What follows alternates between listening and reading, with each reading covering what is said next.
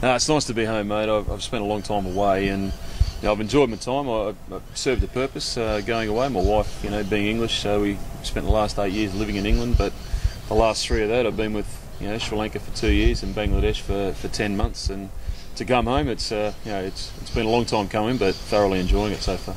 The avenues that these jobs present, you could end up anywhere in the world. It'd be nice to work with Australia for as long as possible, but you never know what's in the future. Opportunities do come up, and cricket now, it's expanding globally at a great rate. You could end up anywhere in the world if you're doing this job. Look, number one, I've got to get in and learn my role. It's a new role that's been created from the Argus Review. But so far, immediately, I'm working with the under-19s, taking them to the World Cup, which is in August. And then straight after that, I'm off to Sri Lanka with the women to assist Catherine Fitzpatrick as their coach for the World 2020. So exciting times, really. There could be 80 people coming through in the next 3 months that you've got to see and talk to, and that provides a challenge in itself, and it keeps you fresh.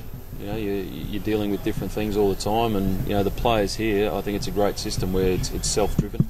Yeah, I'll be working closely with obviously the AIS intake, the under-19s initially, the A team that go to England as well, and then the women who come in just before the World 2020. The big boys, they're in England at this stage. They go straight to Pakistan, I believe, and then off to the T20 World Cup. But may not work with the number one team until our summer out here, but having a hand in what goes on with the Australian cricket at close quarters is opportunity I can't say no to. Well, a lot of players suffer going to the subcontinent, and generally it's not a cricket thing; it's a mental thing. It's a tough tour. If you're there for a long period of time, it's very tough to get used to the culture, the way things are done. So, to have an understanding of that, having lived there and knowing the culture inside and out, hopefully you can pass that information on to the players, and it'll free their minds up to play good cricket. Yeah, the struggles in life that goes on over there, it's completely different. It makes you appreciate what you got back home. And even living in the UK, this is a winter's day here.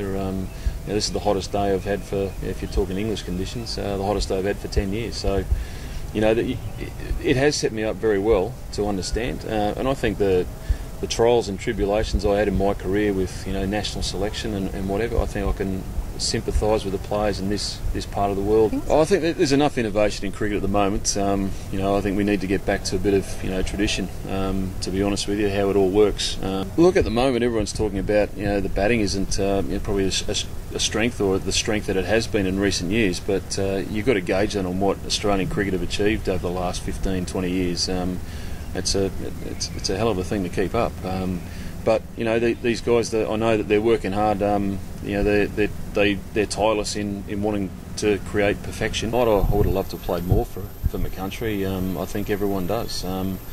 But however, when I realised that ship had sailed, I made every post to make sure that I'd finish the first class scene. Well-respected cricket, and I think I achieved that.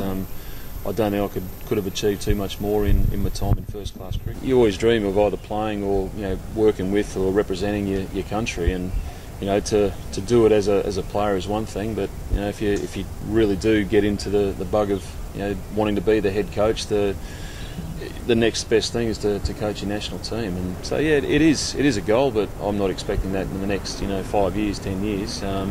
It's a long process to get to that stage. Still learning a little bit about how to go about things, but ultimately, if the opportunity arises, how could you say no?